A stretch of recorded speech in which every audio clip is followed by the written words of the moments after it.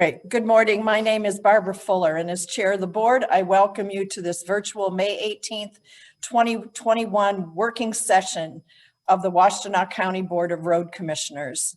Our communications manager, Emily Kaiser, will describe how our virtual meetings operate, how to access the agenda, and how you may participate remotely. Emily?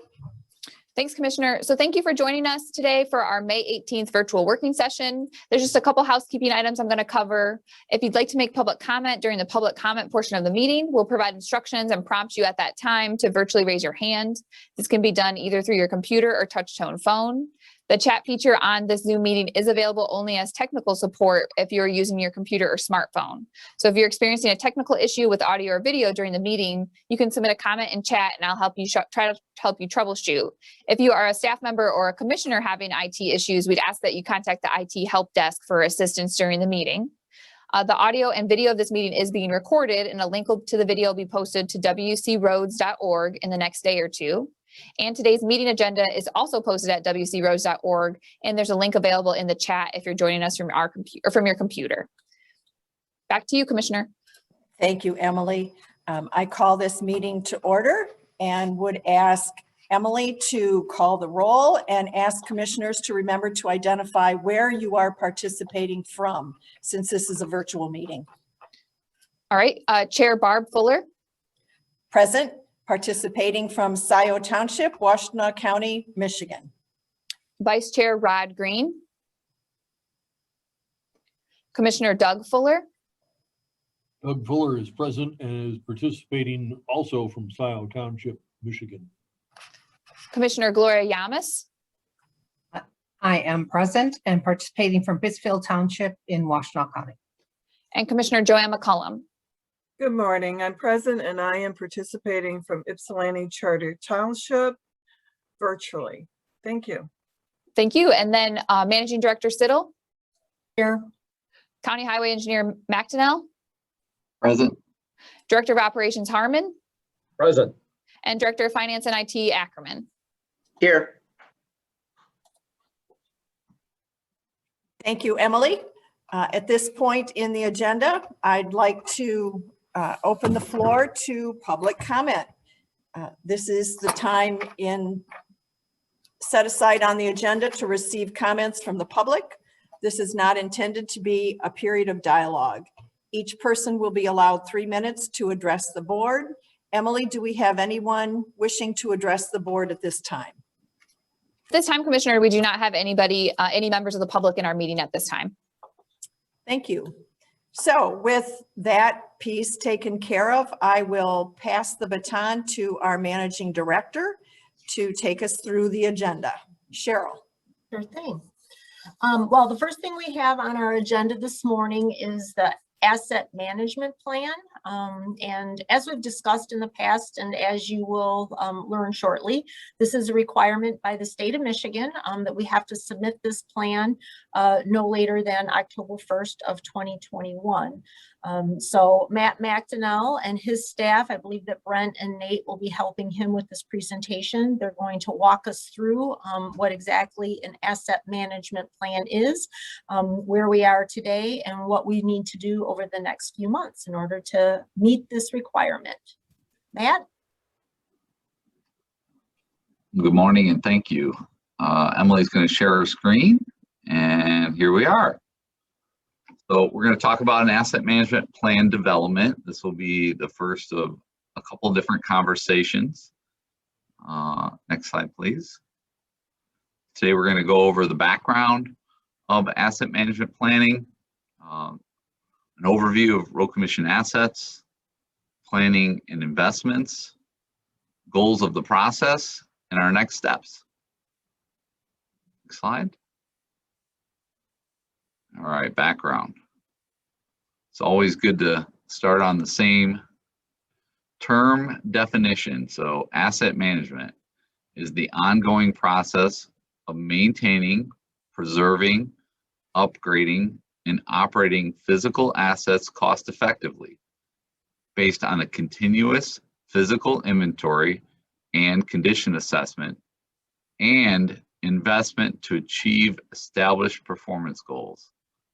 It's a mouthful, but it is a definition that comes from Public Act 325 of 2018. And we've been doing this for some time. One of the things, though, that we have not done is establish performance goals. So that's one of the things we'll talk about later in the presentation. Okay, next slide. So asset management. This is an example we often use. So we all own or operate our car, and we know that that car has a service life. And if we want to make sure that we get to the end of that service life, we've got to do preventative maintenance, such as oil changes and tire rotations. And in doing so, those things will extend the service life and prevent very costly fixes in the long run. If we don't change our oil and we don't rotate our tires, the alternative is that you're going to be purchasing tires more often, and you're going to potentially have engine issues, and the cost of a replacement of an engine versus the cost of just routinely changing your oil, you want to definitely do the preventative maintenance. So that's what we do with our assets. Our roads and bridges, they have a service life. Roads or pavements typically have a 20-year service life. Bridges typically 50-year design service life. And what we want to do is do our preventative maintenance and investments into those assets to extend the service life, much like our car or personal assets. We will use that same principle in our assets at the Road Commission. Next slide. So as Cheryl mentioned, the asset management plan is something that we've been doing. As far as asset management, we've been doing that a long time, but the plan in 2018, the state passed Public Act 325, and it requires road agencies to submit an official adopted plan every 3 years. Our first plan is due this October 2021. So that's why we're here talking about it, and we'll continue this conversation throughout the year. But this is our overview. Next slide. What does the plan require? Well, it requires us to look at our assets. These assets would include paved roads, bridges, traffic signals, and sewer and culverts, or our stormwater system. And you might recall that one of these we've already talked about. So we last fall, winter time, adopted our stormwater asset management plan. We got a grant from Eagle, formerly MDEQ, to complete an asset management plan for our stormwater system. So that will become a component of the overall asset management plan. So that's one thing we're a little ahead on. But the other components we'll talk about in this presentation. Next slide. So Road Commission assets. We're going to talk about paved roads, bridges, and traffic signals. So first up, paved roads. Roadways are classified into two types of roads: primary roads and local roads.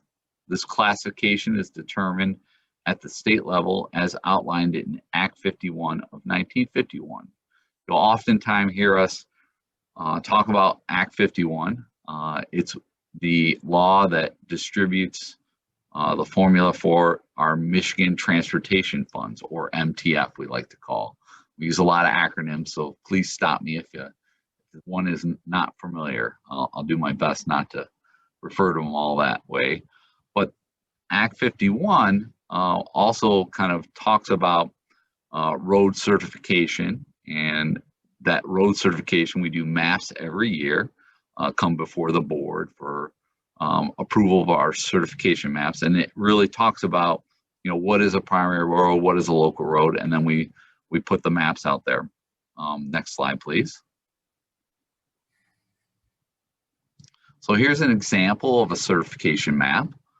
The map is at a township level. We have a map like this for all 20 townships. You will see what I'll call the zebra striped roadways are primaries. And you can see all 36 sections. Townships are divided into 36 square mile sections, 1 square mile, numbered in kind of a snake order. And you can see each section represents about a mile. So in the rural areas, primary roads are typically on the grid, not always, but every couple of miles. In the urban areas, it can be up to every mile. So the primary roads shown on the map here are shown and then totaled for mileage. And then all the other roads shown on the map are local roads. So there is kind of where you kind of go to see which one's a primary and which one's a local. Next slide. So our primary roads, they generally connect communities. Commissioner McCollum, you had a question? Yes, I don't know if I'm ahead of your presentation, but in looking at the map for the township, and each township has their own map. Mhm. And I was just wondering, how are the roads picked to work on if the condition is the same? Like you have Township 1, they have a road that's in a particular condition, and then you have Township 2, and and both roads are similar in conditions. How do you pick which road that you're going to work on if you can't work on both? Yeah, we're obviously fiscally constrained. We'll get into some of that discussion Okay. later in the planning. Right now, Okay. we're just talking about our physical assets and knowing that we have an inventory of them. Okay. But we will get into that. Absolutely. Good question. So next slide. So our primary roads are the roads that connect our communities. They also connect to interstate and freeway systems. We have 592 miles of primary roads in Washtenaw County, of which 514 are paved. Examples, it would include Jackson Road, Saline Island Road, Pontiac Trail, Zebra Road, numerous examples. These are typically your higher volume. And in the rural areas, they're typically 2-lane roads, but in the urban areas, you're going to see multi-lane roads, like Jackson Road's a boulevard. Next slide. So our local roads connect people to their homes and to our primary system, and they also include subdivision roadways. We have 1,059 miles of local roads in Washtenaw County, of which 394 miles are paved. Next slide. So we talked about kind of our inventory of the number of roadways. We've got a lot of them. We've got our certification map to show us that. And now, as part of asset management planning, we need to know the condition of those assets. So in order to assess condition for our paved roadways, we use what's called the PASER system. And PASER stands for Pavement Surface Evaluation and Rating.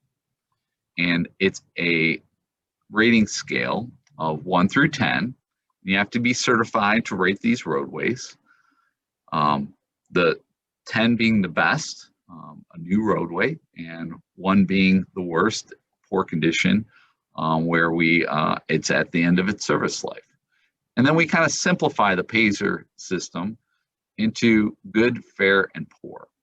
So the good roads have a rating of 10 to, let's say, 7.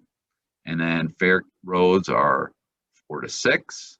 And then poor roads are 1 through 3.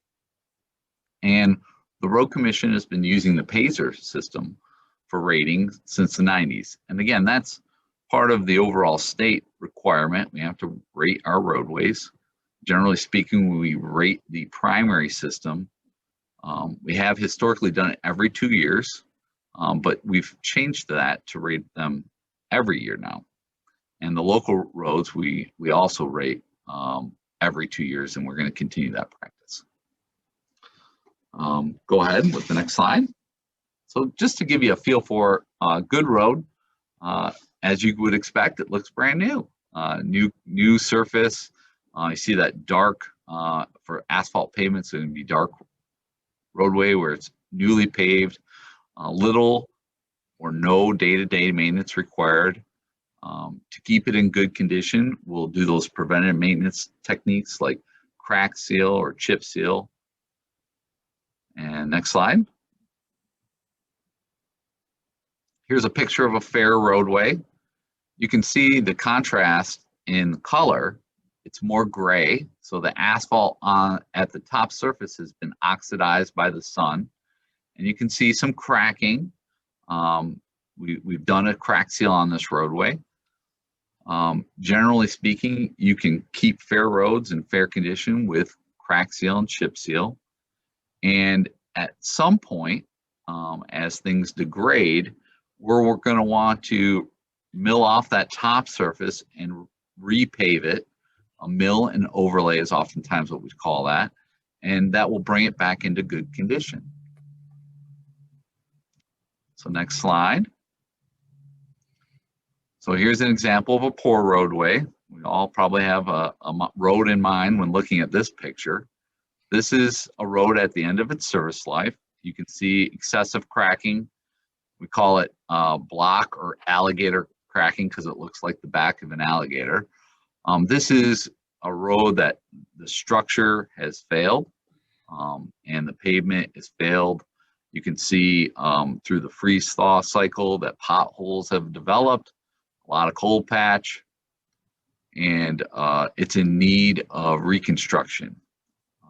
So in order to do something to this roadway, you wouldn't want to do any preventative maintenance. It would be money wasted, and you would need to pulverize and resurface or reconstruct it to move it from a poor condition into a good condition. So that's kind of a feel for that green being good, yellow fair, and poor red. And next slide, we'll see with those colors how we're faring. So we talked about condition assessment. So that's what we've done here.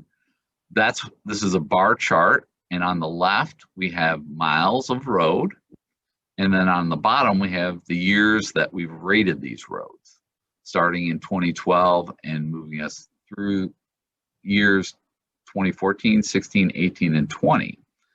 And what we see here is the bar chart.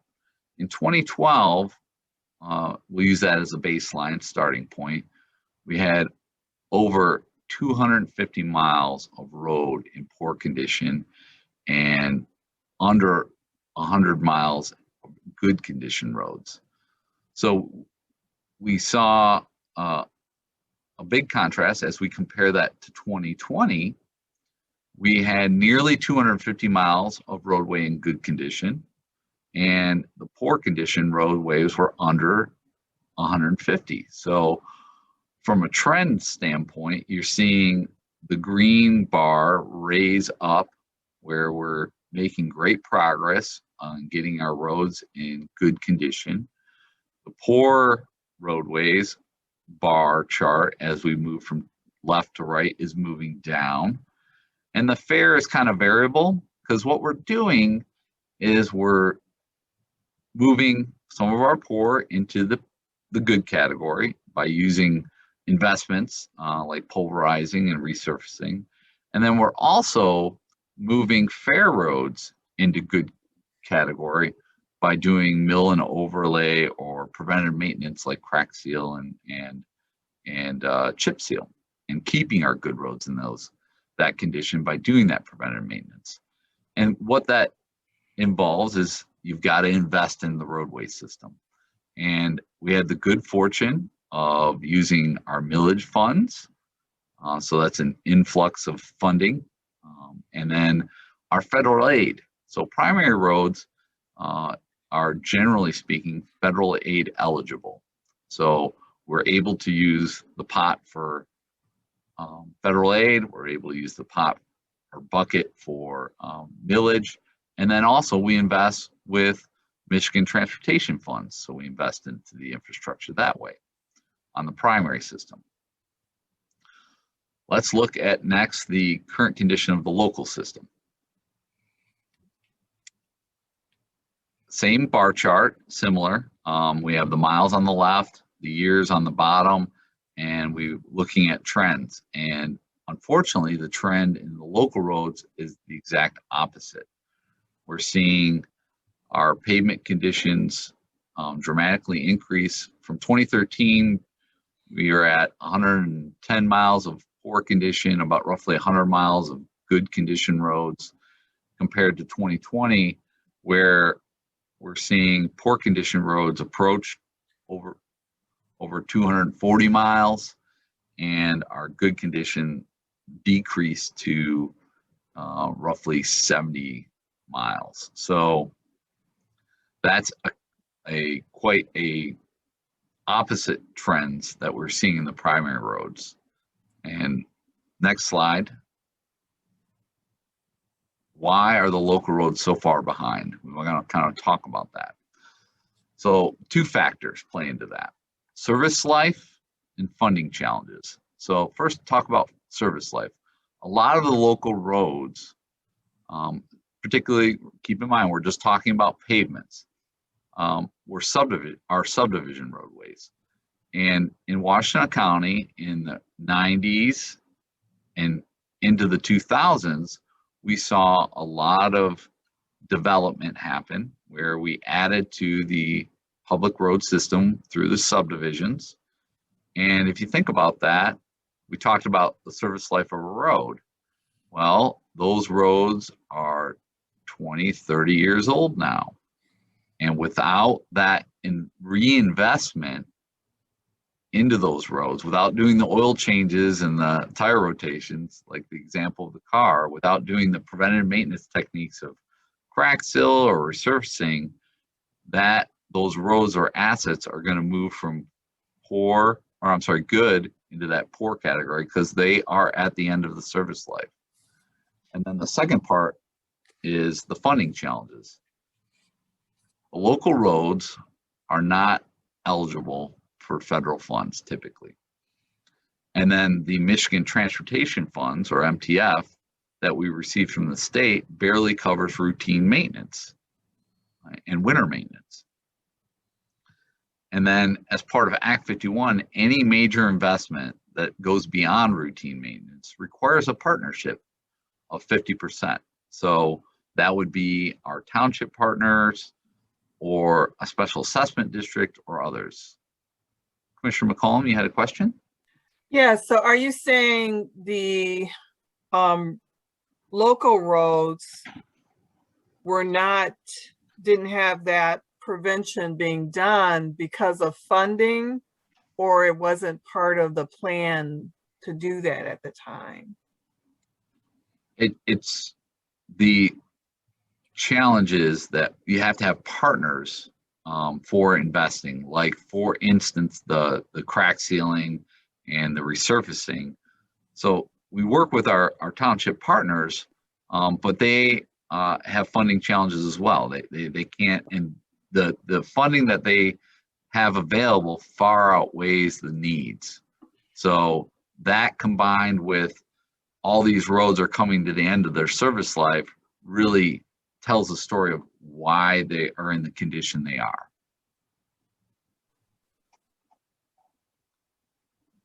We'll get to more of that. Okay, So thanks. we can go to the next slide.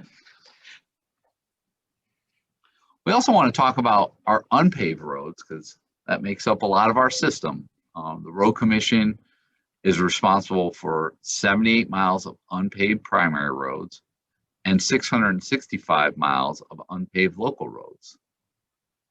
The unpaved roads are not included in the PASER data because that rates pavements, doesn't rate unpaved roads. So that it's not going to be included in the asset management plan, but certainly we recognize their importance. We have the good fortune of, over the last 10 years, of having invested in our primary road system of unpaved gravel roads. And we've done a lot of gravel road projects over the last 10 years. And then our local roads see investment through the local road program. A lot of our townships have invested in these unpaved local roads to keep them in a serviceable status, but as much like the local roads, the funding is constrained, and it is much less than what the need is. We'll talk a little bit more about that towards the end. Next slide. So we're going to talk, I'm going to hand it over to Nate to talk about our bridge assets. Good morning, everyone. It's good to be with you this morning. Just wanted to define first what our bridges are, because we have a lot in our system.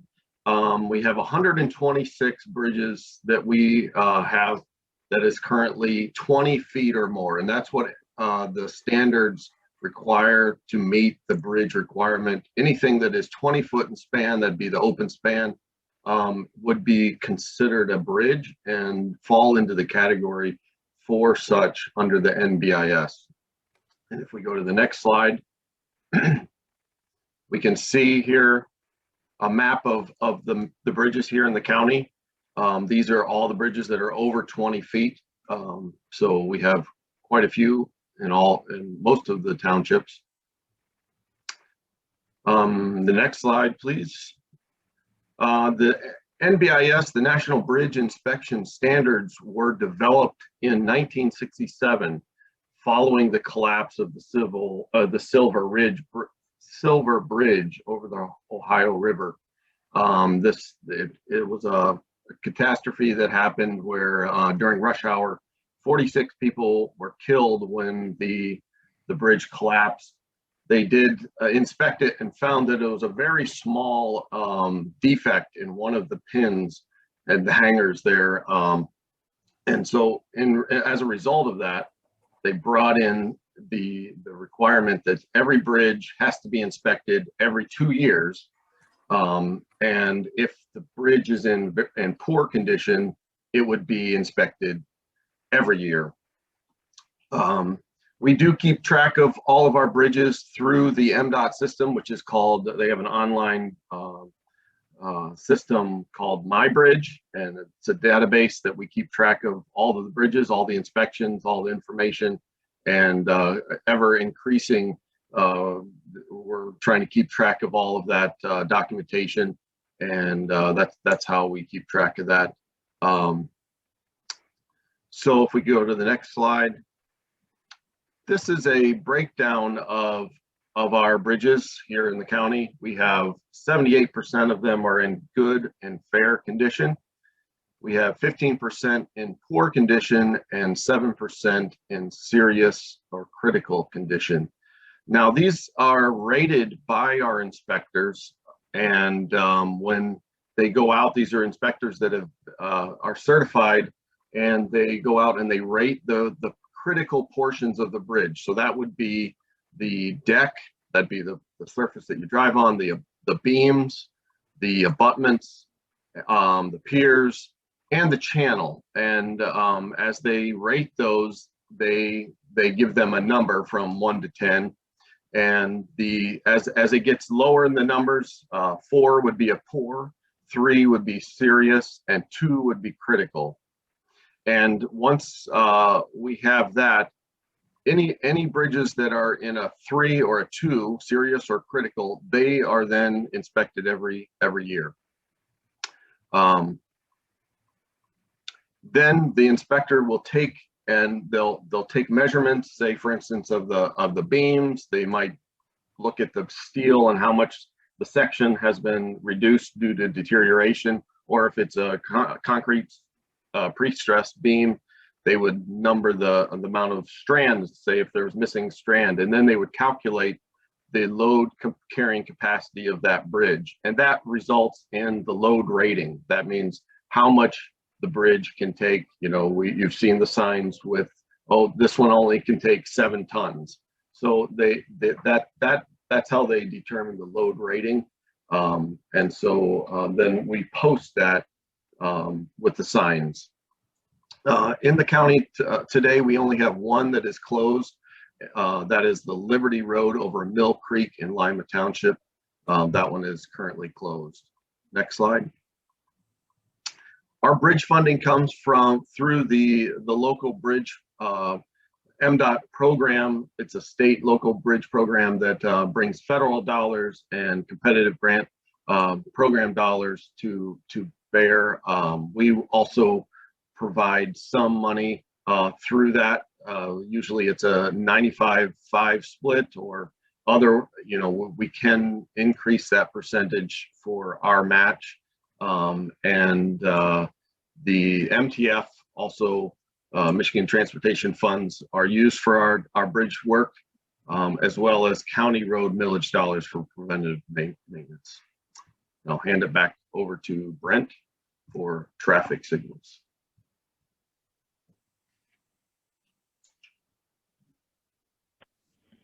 And I think Commissioner Fuller had a question. Oh, I'm sorry. Go ahead. No, that's okay. Nate, I just wanted to clarify that you were only talking about bridges with a span of 20 feet or greater. Yes, that's correct. Okay. The bridges, the short span bridges would be 19 and less. Those are not required to be inspected every year, though we do have a plan that we have instituted for inspection. We do them in the tier of the county's top tier. And each tier we go through and we inspect those every couple of years as well. I just didn't want it. Go ahead, Cheryl. Oh, I'm sorry, I just want to clarify. So when you're saying tiers, you're talking about looking at a map as far as where the townships are. So geographically, we have tiers just so that we do sort of cost-effective inspections. We're in the area, Yes. we can group them together. If we do have culverts, which is anything less than 20 feet that are in poor condition, we are doing more regular inspections on those as well. That's correct. Yes. And that's something that we do on our own. That's not mandated by this federal program. And the culverts we covered in our stormwater asset management plan as well. Yep.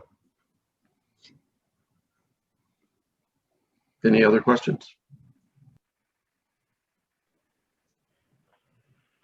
Well, thank you. Oh, wait, Again, sorry, Brent. Brent, it Oh. looks like Commissioner Yamas has a question.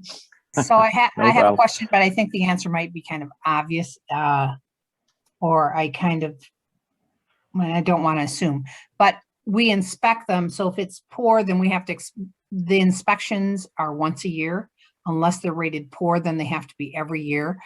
But beyond that, the inspections then will close the bridge if we don't have the funding to fix the bridge. Is that what I wanted to know, what the outcome was? I mean, we can continue to inspect a bridge, but if Yes. if it's constantly poor, if you deem it dangerous, then you close them down. Is that what we do?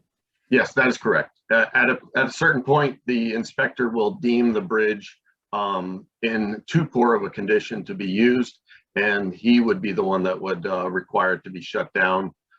He would advise us, and then we would make that move. Yes. So if it, Go ahead, Nate, sorry.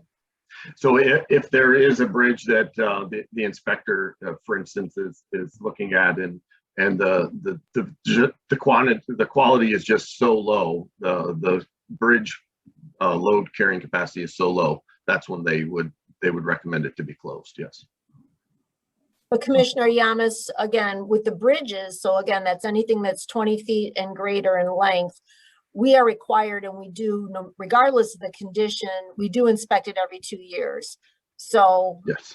we should be picking up, if it's starting to degrade, that we start with weight restrictions, and those become, I mean, some pretty serious clues that we should be doing something before we get to the actual closure of the structure itself. So it is a usually it's a progressive thing. It's not usually fully, fully open to fully closed within one inspection. For the bridges, hopefully we're inspecting them frequently enough that we have a sense of what's out there and the condition, and we can address things as needed. Of course, funding is a big factor in that, but we would be slowly, hopefully, working our way towards closure and not just fully open, fully closed. Okay, so, and I guess that's what I'm trying to grasp, and then the program that we have together to our attempts to fix. But like you said, our funding is so complicated, and I'm trying to get a grasp on that. Yes. Yes. Okay. And Cheryl or Nate, somebody speak to the requirement that we have a partner when a bridge is replaced or repaired? Well, again, that would be on a local road. So most of our bridges, correct me if I'm wrong on that, Nate, are on the primary road system. So most of the time the bridges are going to be our responsibility. But if it is on a local road, it's the primary local distinction on where we need to have a financial partner. So if we're doing improvements on a local road, a bridge that's located on a local road, we still would have that requirement that we have that financial partner. Yeah, I'm not sure what the breakdown is right off. I can find that out and let you know of what local to primary is. But yes, there is definitely a high quantity of local ones that we have in our system, and those are becoming more of a priority to MDOT and to the governor. They would like to put funding. They're doing some bridge bundling projects now. And starting a new one coming up to take care of these local roads. They're trying to, and when we do our applications for the funding, they are now splitting their funding to cover more local roads. And so the split for the townships would be the local match. So if we put in a proposal for a bridge replacement, for instance, on a local road, and we apply for the funding at a 95-5 split. So 5% would be local. That 5% would then be divided in half between the road commission and the township. Correct. Yeah, and I just follow up. A lot of times you'll hear like state government say local roads. Mm-hmm. When they say local roads, they mean all of our roads. And then all of our roads are broken down into active one certification, primary, and then local. So when they say the local system, that term is used loosely and can be confusing. So yeah, when the state uses local, they're typically referring to non-state roads. Okay. And I think that's the confusing part, is I listen to whatever, something on the state level. And for us, because I've gotten that down pretty much. And so the funding is for us is still going to be based on whether the bridge is on a primary road or a local road, right? It'll follow the same criteria or pattern. Okay. That is correct. And like Nate indicated, there's off system with respect to funding, and there has been more attention paid to off system structures of late, which is good. Absolutely is a good thing, because even though we still have to have that financial partner, splitting 5% is a lot better than splitting the full amount. Yeah. Okay. Thank you. Okay. Again, thank you. So for the asset management plan for traffic signals, the requirement is to just inventory the number of signals that we maintain and monitor. It's not necessarily looking at the condition of each one of those, although we do monitor that, and we try to upgrade and modernize a location at least once a year. So for the Washtenaw County Road Commission, we have 98 signalized intersections, 51 intersections with flashing beacons, and we have 6 communication towers throughout the county. We also, along with this, we do maintain about 84 signals for MDOT, and we have several signals that we manage. We have a contract right now with the city of Milan. They have 6 traffic signals within the city of Milan that we maintain as well for the city of Milan. We also assist the city of Saline, the city of Ypsilanti. With this system, we have invested in, it's an ATMS, which is an advanced traffic management system. Our advanced traffic management system is called KITS, which is Kimley-Horn Integrated Transportation System. This, we're able to communicate with our traffic signals second by second. We can, if there's an issue, if the signal goes into flash, we'll be notified. So it's an advanced system that helps us maintain and monitor the system. This year, and we'll get later on what the types of funding are, but this year we will be deploying our first adaptive system along Jackson Road. Next slide. So this is a map that shows the number of signals, and as you can see, a majority of our signals are located in the urbanized portions of our county, in the Pittsfield, Ypsi, Scioto, some Superior. So it's more on the eastern side of our county. You can go to the next slide. So as far as funding, we do receive some federal grants that we apply for. Some of those are safety grants. To give you an example, we have a safety grant this year along Wagner Road. That will modernize the traffic signal at Dexter, Ann Arbor, and Wagner, and also put a new flashing beacon at Wagner and Waters intersection. We also apply for congestion mitigation air quality. We call it CMAQ funding. Those are federal dollars. We receive those federal dollars. We pretty much have a project every year. This year it's along Jackson Road. And like I said, that'll be putting an adaptive system in. We'll be actually gaining another tower at Fletcher, the Fletcher 94 interchange. Will be another tower. That adaptive system will be able to monitor traffic. If there's an incident on 94 that jumps onto Jackson Road, we'll be able to adjust those signals on the fly through that project. We also use our Michigan Transportation Funds to improve our intersections. And then, of course, townships are great partners with us to put additional money in and developer agreements. Brian, I believe Commissioner Schenk has a question. Oh, yes. Go ahead, Sue. Thank you. I am wondering, is Washtenaw Avenue under your jurisdiction, and is there any plan to have the traffic signals be coordinated, or are they already? Thanks. Yeah, that's a good question. Those are MDOT traffic signals. We do maintain those under contract. We also have those on our advanced system, but all the timing is developed through MDOT. So we just monitor those for any type of incidents or any type of malfunctioning, and then we respond. We have developed a great relationship with MDOT, and so they've slowly started to loosen their requirements and allow us to adjust those. So we can certainly talk to them, and if there's needed timing improvements along there, we can certainly work with them to try and improve that corridor. Thank you. Brian, I think Commissioner McCollum has a question as well. Go ahead, Commissioner. Yes, Brent.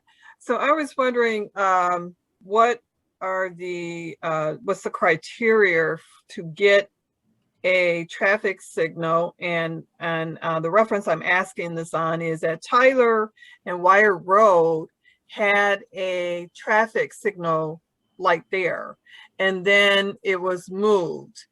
And so, you know, we're all wondering, why was it moved when the traffic going, I don't know which way, is going towards the expressway is very fast, and when you're coming off of Tyler, it's slow. So you have to pick up speed, especially if you're going into the left lane to do a roundabout, or, you know, not a roundabout, but a Michigan turn, you know, to get to, anyway, on the other side. You have to go all across the two lanes quickly as you can, and you know, just to make that turn. So I was wondering, you know, is there a traffic, what is the criteria to put the traffic signal back in that spot? So to have a traffic signal installed in an intersection, it requires warrants, and the warrants are based on the Michigan Manual of Uniform Traffic Control Devices, the MMUTCD. There's 9 warrants. Those warrants are based on the traffic volume, delay, and crash history. So we monitor, we have several intersections that meet warrants today that just due to funding, we're not able to put those in. So we continue to monitor those, and some of those get even moved over into multi-way stops, because that's an interim measure that can help with the safety of the intersection until funding becomes available or those warrants are met for a multi-way stop.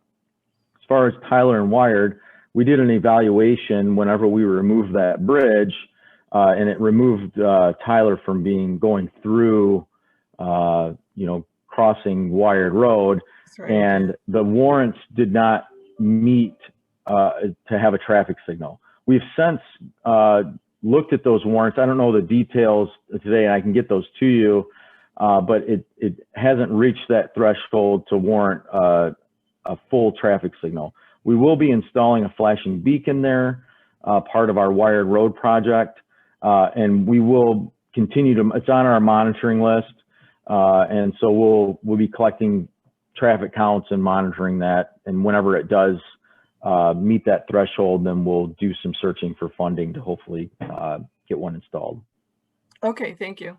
Yeah, so just to clarify, those warrants are sort of the minimum thresholds that you have to cross in order to put in a traffic signal or some form of traffic control device like that, but it doesn't mandate that we have to do it. We still, if we don't have the funding available to it at that point, then we have a list of intersections that meet warrants. So now they've met those thresholds. And then as funding becomes available, or there's different opportunities, or like Brent indicated, we have a project on Wired, that's an opportunity. We can take advantage of a different funding source to be able to do some form of a signal installation. In this case, it would be a flashing beacon. So there's those minimum thresholds we have to cross. That's sort of your first step. And then securing the funding is sort of the next step from there. Is it clear why the signal was moved, Commissioner McCollum? Did Brent respond to that part of your question? Yes, because the bridge was taken out. So it looked, you know, it's less, that made it less dangerous, I guess, with the bridge not being there. Yeah, you didn't have that through volume. I'm sorry, Commissioner Fuller. No, go ahead, Brent. It changed the traffic pattern in there too. Yeah, the patterns changed, and so you didn't have that through volume, and so those warrants changed. And the warrants are, like Cheryl said, there's 9 of them, and it only takes 1 to warrant a traffic signal, but there's warrants that we look at to really justify a traffic signal, and they call it an 8-hour warrant. What that means is for 8 hours of the day, a signal is needed. And so we want that because if, let's say it's only warranted for a few hours, which wouldn't satisfy any of the warrants, but let's say it was only warranted for a few hours, the rest of the time, people would be driving through that intersection and be like, gosh, why is there a traffic signal here? I never even see anybody. And so it can create another issue. So we follow those closely, and whenever we notice that an intersection is nearing a warrant analysis, we then perform that analysis, and then we put it on a monitoring list. And Brent, not to continually interrupt you, but Commissioner Yamas had her hand up. I'm hoping when she put her hand down that wasn't because she was tired, but because she got her question answered. Oh. Commissioner Yamas, do you have a? Yes, I did. Through your explanation, it was answered. Thank you. Oh, great. Okay, well, I'll pass it back to Matt. Thank you. Great job, Nate and Brent. So now we're going to talk a little bit about in the asset management planning, we're going to focus on planning investments. So the Road Commission strategy we've talked about repeatedly is extending that service life, really focusing on applying the right fix at the right time at the right place. And that's using preventative maintenance, crack seal and seal coat that can extend that service life of a good road. And just to give you a comparison, that cost for an average 2-lane county road, that crack seal or I'm sorry, seal coat chip seal project is about, you know, $30,000 a mile roughly. And then if we were to resurface the road, take a fair road and move it into good condition by resurfacing the top layer, for a 2-lane road, for a paved road, would be roughly $200,000 a mile. And then our technique for taking care of those poor roads and moving them into good condition, one of the techniques is pulverize and resurface, where we grind up the roadway, mix it with the underlying aggregate, and then put 2 layers of asphalt on top of that. That could cost up to $400,000 a mile. And then our last one would be reconstruct. That means take everything out and rebuild it from the sub base all the way up to new pavement. And that can be well over $1 million a mile. So you can see that these treatments are very costly as you kind of go down the mix of fixes. And it's way more cost effective to invest early to extend that service life in either preventative maintenance, being crack seal or seal coat, or just resurfacing before you get to the poor condition roadways. So that's kind of our strategy, and the same would be for bridges as well. So you can do preventative maintenance on bridges for either painting or deck patching, also epoxy overlays, meaning like almost like a preventative maintenance of the deck. And then there's things that you can do for rehabilitation rather than doing full replacements. And so that's our strategy. And we continue to invest using this strategy, that it's a cost-effective one that produces results, as we saw in the pavements. Next slide. Matt, before we go to the next slide, do you want to talk a little bit more about Commissioner McCollum's question earlier about if we've got 2 roads that are in the same condition in 2 different townships, like how do we decide what's going to happen and when? Yeah, I was going to answer that on the next slide. Oh, okay. Sorry. Here we go. I didn't forget. All right. But I wanted to kind of go over that. So our planning tools, our funding sources, because that's important to consider when making project selection, is funding sources. So we have our budget, which is a combination of all our funding sources, and it gets approved every year. Within that budget would be millage dollars from our project plan, and we have our federal funds from our TIP and any grants that we received. And then we have our local road matching program. So how projects get selected, it depends. We have, number one, our millage plan, where we basically put together a plan for 4 years using these strategies. And in the millage, what we attempted to do was to develop a plan that took the dollars generated in each of the townships and invest them back into that township. So that was a big part of our millage plan, was doing the right fixes to those roads based on the funding generated in those townships. So that kind of helps answer that millage pot of how we came up with what roads to pick. And a lot of it was deciding on what is the condition of that road, how much money do we have to invest with, and what would be the right fix to use for that money. On the federal side, there's various pots. It gets complicated quickly, but there is federal dollars that we generally will have available to us. In the rural area, so outside the urban boundary district, we have federal funds that are rural dollars that can only be spent in the rural areas. We get roughly, including the local match, about $1 million in rural funds. And then we invest in the rural areas that on primary roads that are federal aid eligible. And then in the urban area, townships like Ypsilanti, Pittsfield, parts of Sile, Ann Arbor Township, we have urban funds. So those urban funds, we sometimes will have to share with our partners, meaning the city of Ann Arbor, city of Ypsilanti. So as a planning organization, a metropolitan planning organization, MPO, we kind of have our subset of SEMCOG is Watts. Watts then kind of plans out our where we spend our federal dollars.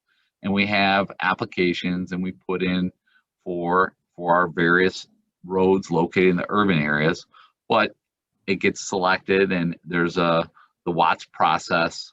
We have a federal aid committee, then there's a technical committee, and then it gets approved by policy. So as you can see, it gets somewhat complicated. And I wanted to talk about how we fund them before we kind of talk about how you pick them. Because a lot of how there's no shortage of need and there's no shortage of roads that we could work on. But what there is shortage of is funding. So we have to strategically use the funding sources appropriately. What we've tended to do is use millage money to fund a variety of projects, but with local money like millage and MTF, we don't have as many strings attached. A good example is we can use polarization as an option without the need to widen the road. If you use that option to use on federal funds, you know, there comes with strings attached. You have to build wider shoulders. So there's a lot of complexity in selecting the project, meaning the road, with the funding source and what strings are attached. So we look at all of that when doing project selection. I know it may not answer your question specifically, but I want to kind of cover that to give you a broader sense. Cheryl, is there anything I missed you would like to point out? No, I think that you covered it, Matt. I mean, we really are trying to figure out for each road segment, like what's the most viable funding source. And so we know that only certain roads are federally aid eligible. So unless, like Matt said, there's some strings that we're not willing to have to abide by, we would sort of save those roads because we know we could put federal dollars there. On a road that we might be problematic to meet some of the federal requirements, or maybe it's not federal aid eligible, then, and it's a primary road, then we would start looking at something like millage funds. And then certainly, and I know you haven't quite gotten onto the local road matching program, those are our primary dollars that we make available to the townships. And Jim works very hard with each of his district foremen and the superintendents. And similar to the primary roads, there's a long laundry list of projects for the townships to consider as well.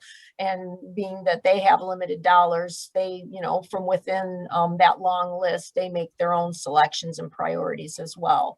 And we also try to partner where we can. If we know that there's development coming in and we are able to have developers kick in as well, or other opportunities, again, we're trying to coordinate as many funding sources as possible. So could Matt and or Cheryl, Jim, can you talk about the timeline? One of the things that was a revelation to me when I joined the Road Commission was you identify a project that is a priority, but the length of time it takes to actually execute a program is, you know, sometimes it can be 5 years, right? So I think one of the expectations that I had to adjust as a member of the board was how quickly things move or how quickly they don't move.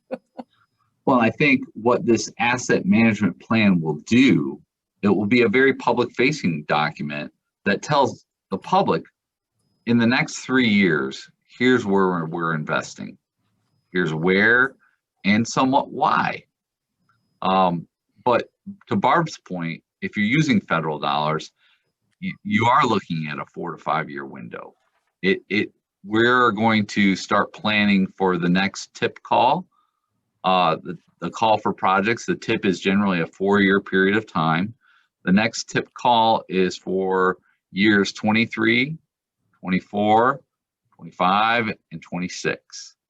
And we're going to start applying for those funds for those years. And that will happen this fall and winter.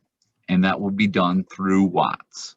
Now that's only for federal aid eligible roads, typically our primary road system.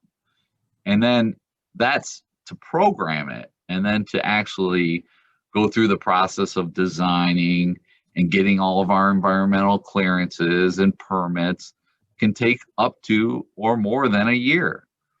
So yes, you do have to adjust. Our local funds, you can invest more quickly, but they're precious dollars. Those local funds are used for a variety of things, and we'll get into that too further in this towards the end of this presentation. We're almost there, Commissioner McCollum.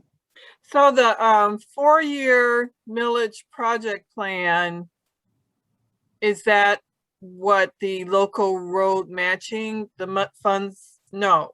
Okay. No. So the 4-year millage plan is generally invested on primary roads, but there are some local roads like township border roads that are invested in. And that plan has, we kind of adopted that plan, and it went to the voters and they approved the millage based on that plan. And that's what we're tasked with executing. So we're in the first of the 4-year plan, and that's all on our website as far as the plan itself. The local road matching program is the board adopts that every year, and it sets aside a transfer from primary to local to provide an incentive for the local townships to invest into the local roads. We've shown, I hope, to you this today, what we can do with the primary road system with more investment. The problem of condition of roadways and bridges is something we can solve. We, as professionals in road maintenance and executing of projects, we can solve the problem of our condition of our assets. The issue is, how do you pay for it? With additional revenues, such as the 4-year road millage plan, you can see how we've been able to make great progress. The issue we have is on the local system, each individual township needs to consider how they can come up with additional revenue or policy like, all right, we're going to do SADs for all the subdivisions. And the rest are on the road or on their own. We're going to focus on the local collector system. Every township does it a little differently. So the local road matching program is, we're not going to tell you how much money to spend, but we're going to tell you, here's a host of needs. And as Cheryl pointed out, and Jim can speak to, him and his staff of superintendents and foremen do a great job of showing the needs. The problem is where the revenue comes in. So the local road matching program for the townships or whatever to get their money, that's from the residents getting their, they would have to find their own, they would have to like get grants or do their own millage or what? Well, we make available, the board has been approving each year for the last, I don't know how many years, funds that, like Matt indicated, they're a transfer from our primary road system into this local road matching program. This year, it's got a couple of different facets, but this year it's $1.3 million that we're making available to the 20 townships. And there's some formulas behind it, and each township gets a unique amount, but all total, that's $1.3 million that we, the road commission, puts into the local road matching program. So each township has sort of their pot of money, and for as long as they put $1 in to match our dollars, then those funds are available to them. Now, where they get their dollar from to put into the projects, it comes from a variety of sources. A handful of our townships do have millages. They have road millages, so some of them are using millage dollars. Most are pulling from their general fund. And one township does have a special assessment district. So they have potentially different funding sources. But it is up to them. And certainly if they had a grant and some of, whatever funding mechanism they might use, and we're happy to also help them get creative to introduce them to the millage process, or, what we've done to have a successful road millages, or what the special assessment district process might look like. And, we've introduced our bond counsel at times to townships to try to explain what that might look like for them. But at the end of the day, it's going to be up to those townships, to raise that revenue. Thank you. All right, Emily, I think we're ready to move on to the next set of slides. So the asset management plan really brings all these planning tools and investments into one plan, brings them together. That's what we'd like to really focusing on. And we need to set, as we talked about early on in the definition, we need to set what are our asset management plan goals. There's many different ways to set goals. Staff's recommendation is to make, and really the goals are going to be surrounded around our primary road system, because that's what we can control and have funding that we can control about and have funding for, and our bridges. Those are really what we're talking about here, primary roads and bridges. So we're going to set goals to maintain or improve our current conditions. And we'll get to where we're, ultimately, you can set a goal where, X% of roads in good or fair condition. Or you could say no bridge with a weight restriction of 36 tons or more. It's things that are very measurable, but we also want to be achievable given our funding streams. And what the asset management plan will do is it will take a look at our 3 years of investment that we have planned, and where do we think our system condition will be. I think it will be at least as good as what it is today, if not better. And we need to set goals accordingly.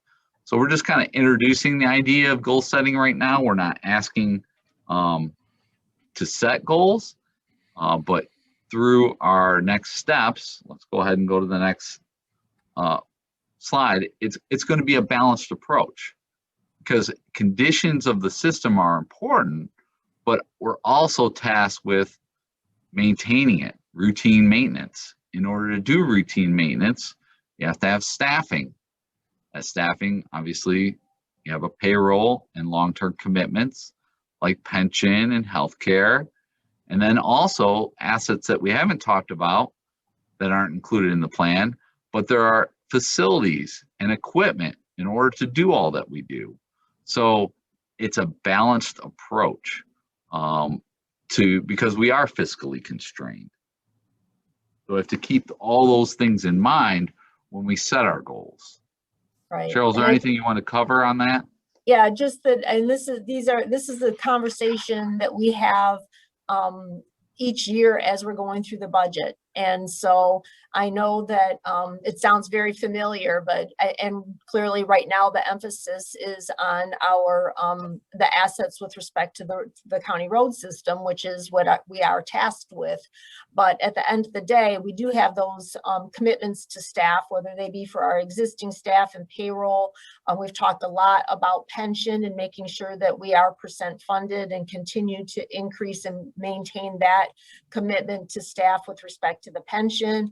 And then we have our OPEB, which is retiree healthcare, which is a closed group at this point, but still trying to increase our percent funded for that commitment to those staff.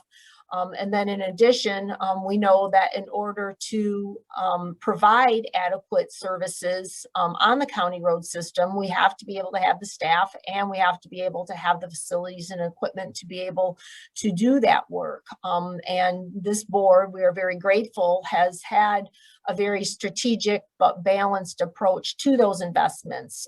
We have been at least attempting to keep up on our facilities so that we can provide those services and to invest in equipment. Jim and I were just talking this morning. Part of why we are able to do what we have been able to do is because this board has fulfilled that commitment with respect to equipment. And we don't have the best, but we have pretty good equipment these days, which does allow our staff to be able to do what they need to do and do it efficiently. And we're very proud of that. But it has been through this balanced approach as we're looking at all the different assets that we have throughout the county.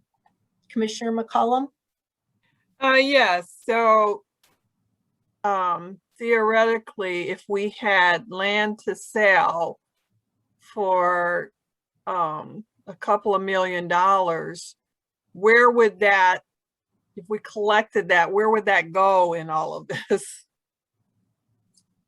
Well, I mean, at the end of the day, that would be a board decision. And I think that we, again, can demonstrate that we have a lot of needs in all of those different categories. Off the top of my head, I would say we would probably be strategic, put a fair amount of it into additional road improvements, but we certainly could take a look whether there would be additional needs. We do know that we have a growing need here at the main yard, and we've talked about land sales and things of that nature being investments towards potential future yard one improvements. But we do have to be cautious on how we do our improvements as well. Our primary responsibility is to keep up that road system. So we need to be, I would recommend we continue to be strategic across the board and balanced as we have been in years past. Okay, we're nearing the end of the last slide. Next steps. So looking ahead, we talked about budget. That's a key component of our asset management plan. What are we going to invest and where? And in July, at the working session, we will do a second quarter budget review, but also we will do a look ahead at the 2022 and 2023 budget. And that will list off projects that we will look to invest in. And that's very timely, as then we can add the look ahead into our plan. So our plan, again, just to recap, is an asset management plan that will encompass the years of 2021, our current year, 22 and 23. So we'll show the investments that we plan to make, the existing condition, and kind of a projection of where we expect to be from a condition standpoint. We'll be working on continuing work on the draft asset management plan, with ultimately a draft coming to you in August that we would review at an August working session. So we'd review the draft plan there, get feedback, and make any necessary revisions so that the board could look to adopt it in September and then ultimately submit it to the state by the required October 1st deadline.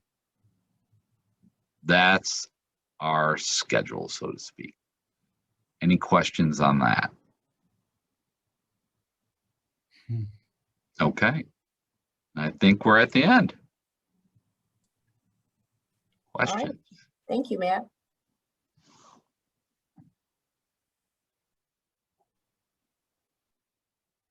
So at this time, we're scheduled to take a break. We're running 15 minutes late. So I would ask people to go ahead and, take a little stretch break here, maybe get another glass of water or a cup of coffee. And please be back here by 10:25 so we can get moving again.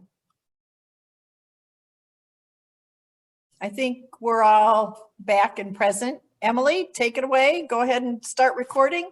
Cheryl, if you want to give us an intro for the next section on employee attraction and retention. Sure, I'd be happy to. We have Nicole Peterson with us, who is our HR manager, and she is going to give us an update on all the different efforts that have been in place to both attract new employees and to retain those very valuable assets that we do have.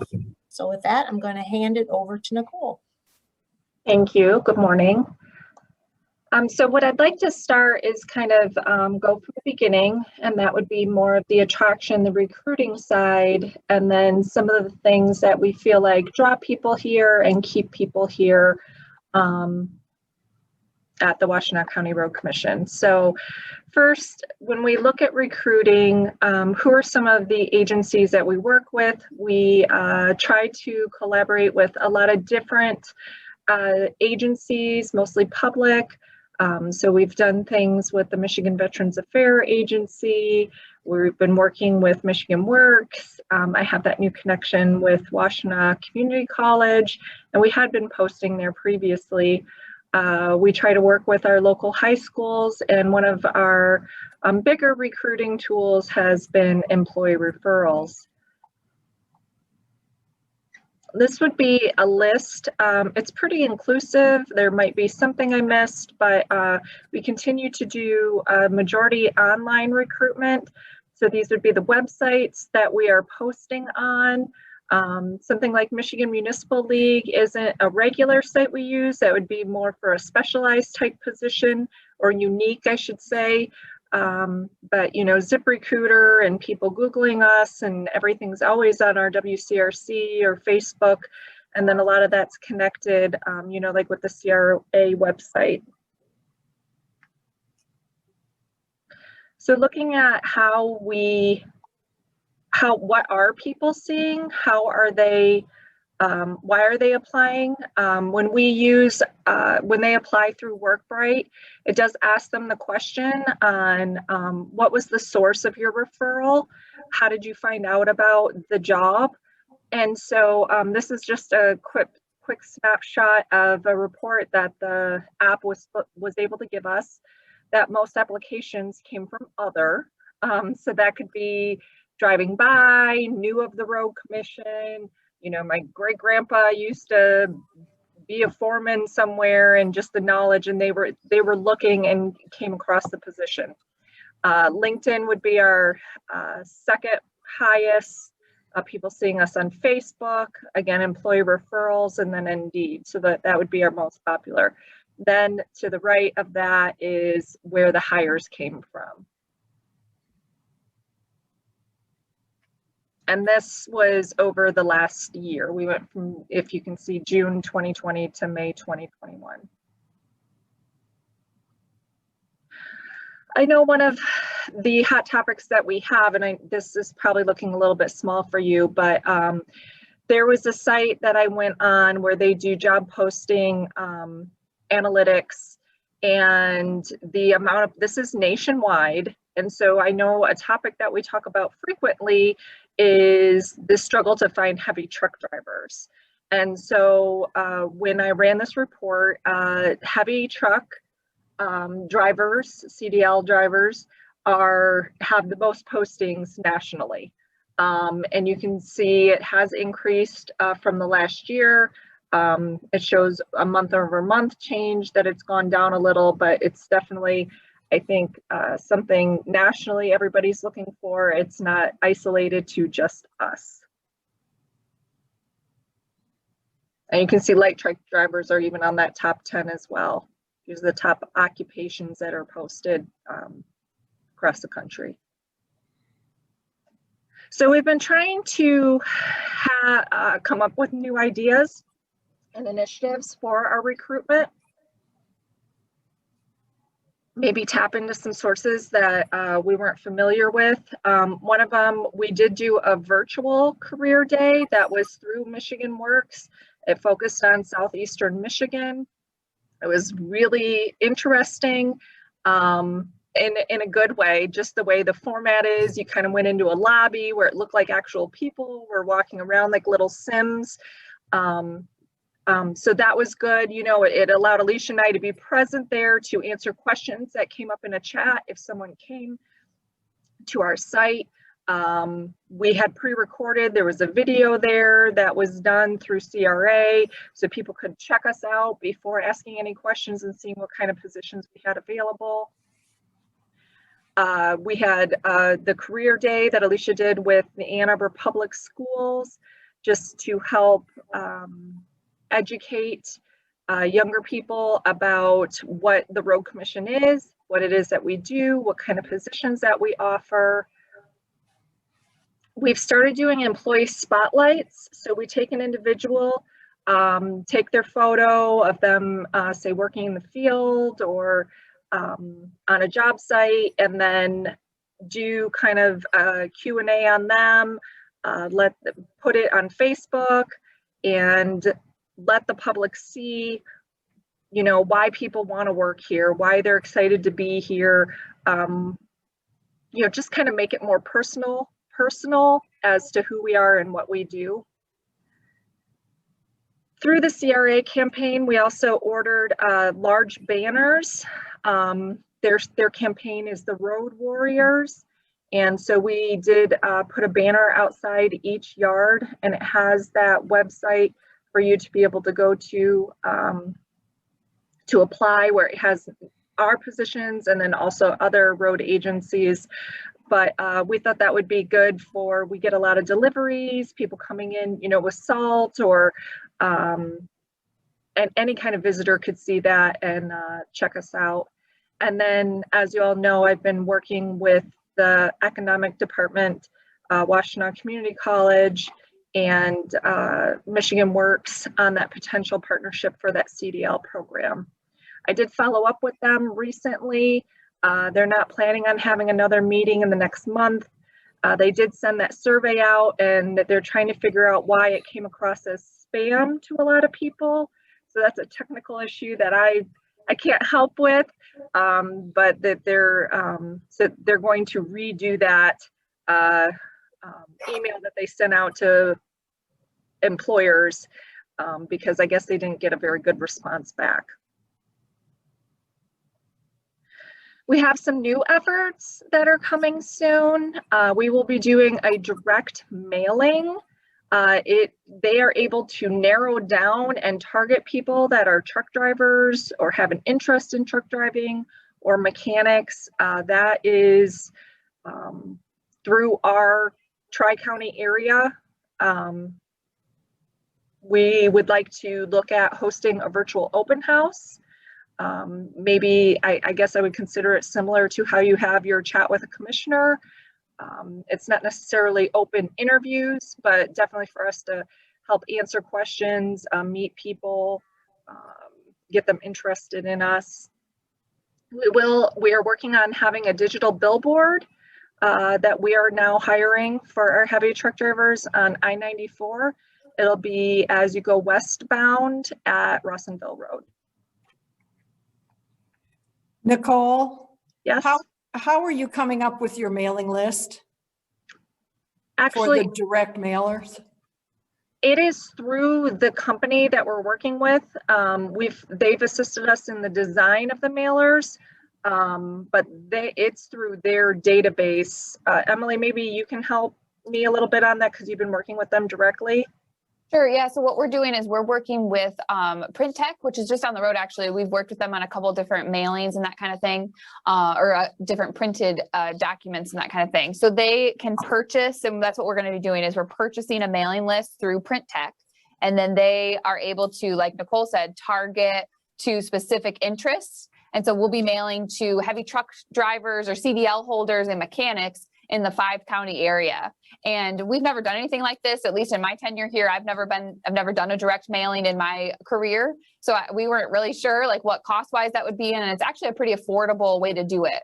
So I'm working on the design of that right now. And then the intention is to try to do it sometime early this summer, where we're mailing to anybody within that those 5 counties that meet those specific qualifications. And then our idea with the digital open house or the virtual open house would be to invite people through that mailer to join us on a specific date. One, to kind of see if the mailer is effective, because with email, I can get analytics, social media, I can get analytics, but I can't do that to see how a mailer is effective. So that's one way we can kind of see if the mailer is reaching people, but also as a way to just do something a little bit different. And so that's where we would tie those two, that virtual open house and the mailing together. But Commissioner Fuller, the list comes from our vendor that we're going through to do they'll be printing, doing the postage, and then we've purchased the mailing list through them. And then we have the right, we can, if we want to, if this is successful, where we can mail to that list a couple times, where you can buy either one-time use of that mailing list, or you can buy multi-time use of that mailing list. And do you get a description of location of these recipients and any demographic information?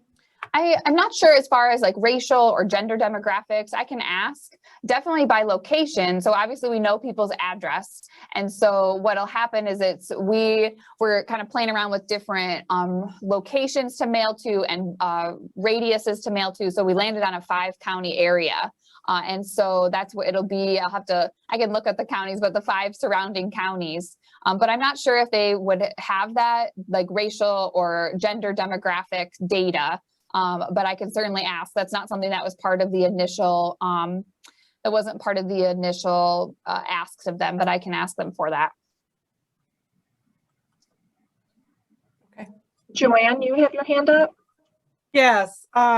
Nicole, I just want to know, is there an understanding or a reason why there's such high postings for the heavy truck drivers? You know, what is it that's keeping that post so high? Why it's so hard to find people to put in those positions? Just because the pool is small. I mean, that's my understanding. There's just not enough people that are qualified. And mind you, when we talk about you want somebody that's qualified, and there's a difference. How do I say this? People that we want to hire and have on our team. But I believe it is just a shortage of those that are, in a blue collar type of position. I think if you drove around that would be the majority that you see on who's hiring. Everybody has a hiring sign out if you drive up and down 23. So. Right. Truck drivers are hard to come by these days. And in addition, when you look at all the logistics that are out there, you've got Amazon and Prime and all those others that, the need for drivers continues to increase, and yet the applicant pool is not growing. In fact, if anything, it's shrinking. Well, I think too, and I think they have to have a very specific licensure, right? And so it's not something that you can just walk out and get your CDL. And I think that we all would like our drivers who are driving these very heavy pieces of equipment to be very, have that special licensure, but I think that's a big part of it too.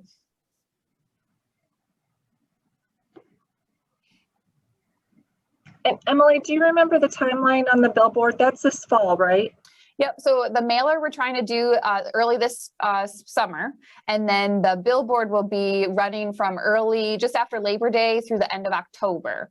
And that'll be a digital billboard that we already are under contract with. They'll help us with the design. I've never designed a billboard before, but they'll help us with that. And so that'll be something that'll come up this fall. We are trying to catch people as they maybe were getting laid off from like a summer construction job and looking for winter work. That's where we've had good luck in the past of having really great candidates come in that time period. So that's what we're trying to target with the billboard.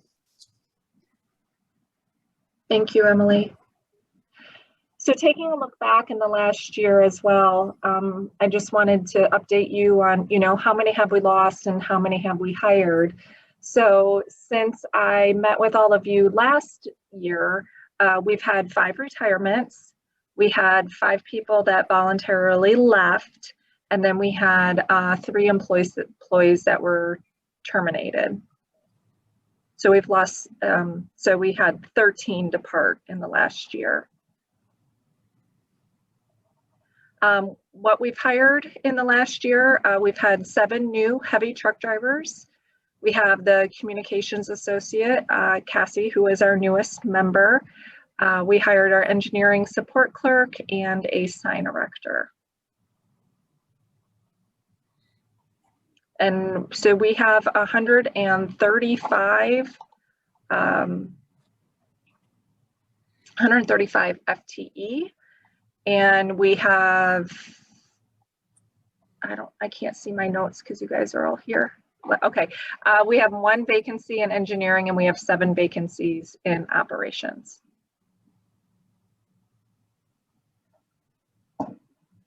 When we have an applicant apply, they do that, it ends up going to WorkBright, and as a part of that, it's online, it's secure. They are able to not only do their application, but we are then able to do their orientation, onboarding as well through that. I know the newer commissioners were able to do that, where you were able to complete your paperwork in the comfort of your home and get all of that kind of stuff out of the way before you came to your first day, where it can be pretty overwhelming. And then we make sure that we have everything we need for them to be successful on their first day, and focus on, you know, everybody wants to know, where do I eat lunch and who am I sitting with and where is my office space, and not worry about payroll processing, paperwork, etc. What also helps with the onboarding and recruiting is our Employee Central. So I just want to remind you that we have that, where employees, potential employees, spouses, retirees are able to look up what the benefits are that we have. You can find your collective bargaining agreement there, our employee handbook, policies, procedures. If you forget what the medical rates are, or you need a form to submit, it's all there. We were able to successfully do our open enrollment this last year through that site as well. So people are able to complete that at home, make decisions, you know, with their partner, and submit it to us. Some of the things that we feel that attract candidates and help us retain employees is one, the quality of life and stability that we offer at the Road Commission. Obviously, not all positions are able to work remotely or have an adjustable start time if needed for childcare issues or anything like that. But even with the heavy truck drivers, you know at least Monday through Friday, 7 a.m. to 3:30 p.m. is your schedule. And in the summer that you're going to have Fridays off. And of course, there's overtime and emergency call-ins that you have to commit to. But I definitely, you hear people that, whether it's over-the-road truckers and they're tired of being away from home, or, those that had travel within their job, or their schedules changed weekly, or they might be laid off for a few weeks. This gives that stability that I think a lot of people are looking for. I think we have great benefits. I think that anybody I know in the private sector is always just can't believe what we pay for our Blue Cross Blue Shield. I think we're very lucky in that we still have a pension that we're able to offer, and we work hard to continue those for the future. We offer training. We try to get our supervisors through MPSI, the Michigan Public Supervisor Institute. Tell me if I'm wrong.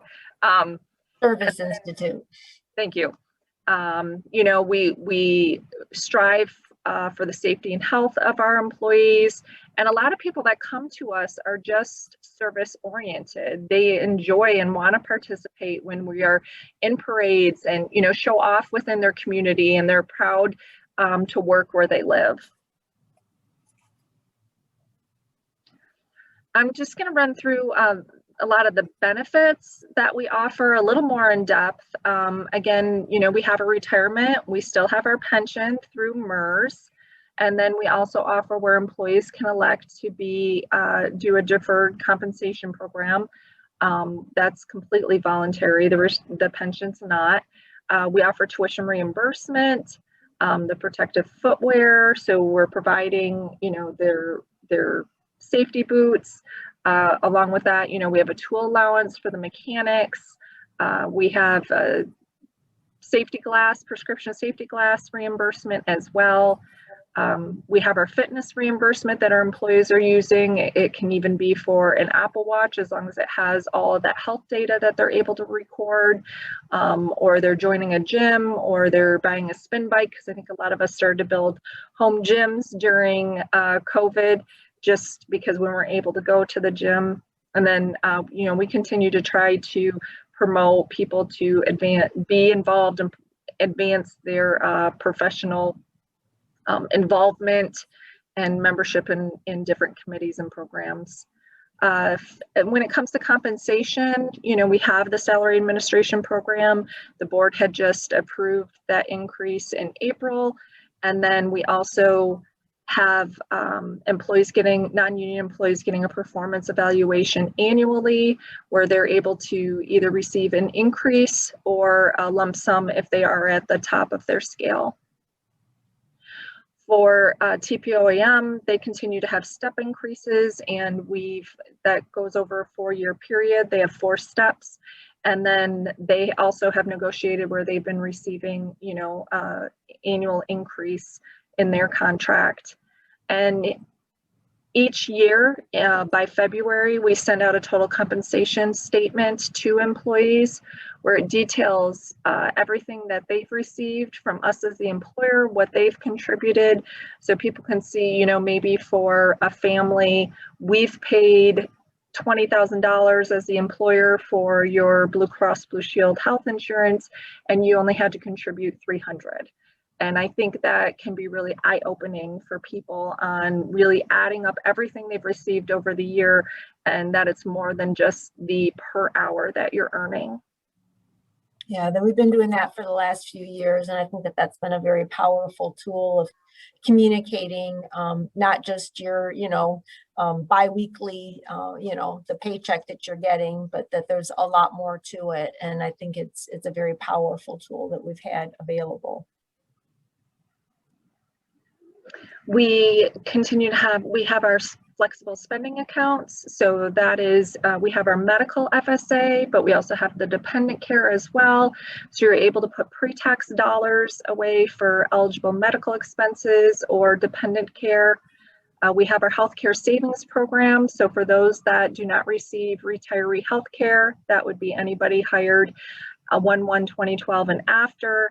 Instead, they're putting 2% of their gross wages into the healthcare savings account, and we are matching that as the employer, and that will give them tax-free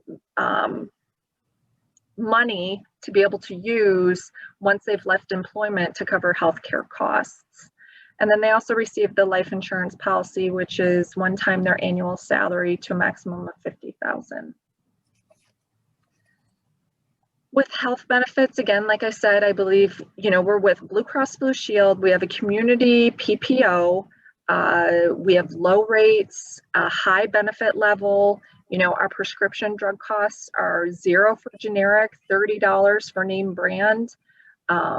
It always feels really good when I go to the pharmacy, I feel like, and they're like, oh, nothing. And everybody around me, I think, is like, what? And I'm just proud of that we've been able to keep that, those costs low for our employees and our rates low. We offer dental and our vision, and then the employee assistance program, which has a lot of benefits through it that's tied to the company we use for our short-term, long-term disability. We have leave benefits. Nicole, sorry. Go ahead. Yes, I was asking, someone had asked about the vision program that they felt that it should be better as far as replacing the eyeglass wear. And I think someone said something they were going to be looking at that. Did that happen? We are, as a part of the contract negotiation this fall with TPOAM. And again, we do patterns, so we are looking at making changes for that this fall. if we can get that done prior to 1/1/22, that'd be great. And then we would have it for non-union and TPOM. But yes, we are looking at that.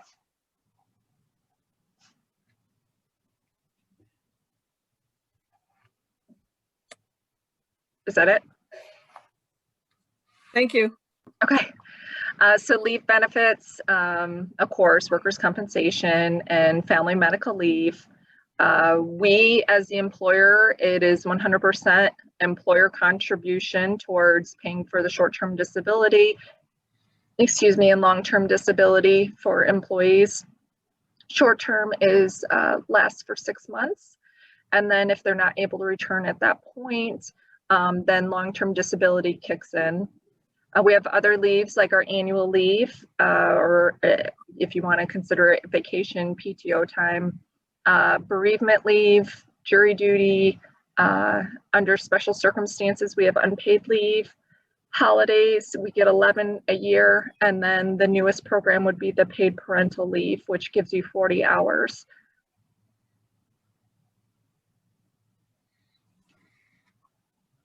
I like to, well, we've been working really hard also. I mean, we have a growing communications department that works really hard. Cheryl, as well as our managing director, where we're trying to, continue to have open doors and communicate and keep our employees informed, being open and transparent with all of them. They had created the employee think tank that came from the employees. They really took it and ran with it, where they're sharing ideas and from all different areas of the organization. And then we get those weekly updates from Cheryl, where she, takes input from several of us sometimes as well on whatever the hot topic may be. Obviously, a lot of it's been COVID related over the last year. So going forward, we're trying to think positive and come up with new ideas to share. Nicole, Commissioner Yamas has a question. Okay, sorry, I'm not seeing like the people raising the hand, so. I'll prompt you. Okay. You're muted. All right. Hi, Nicole. The paid parental leave program, does that not fall under the FMLA, or is it something enhanced from the FMLA? It's enhanced. We don't require them to take FMLA. It is just 40 hours that the parent can take. The dad or the mom can put it towards, say, the first 40 hours she has to take towards her short-term disability. Okay, thank you. And Nicole, to clarify, that's currently only available to non-union? Correct. Okay. Yeah. Thank you. So I know a topic that's come up has been from a couple commissioners, and so I did want to address that there's been concerns about, is childcare an issue within our organization?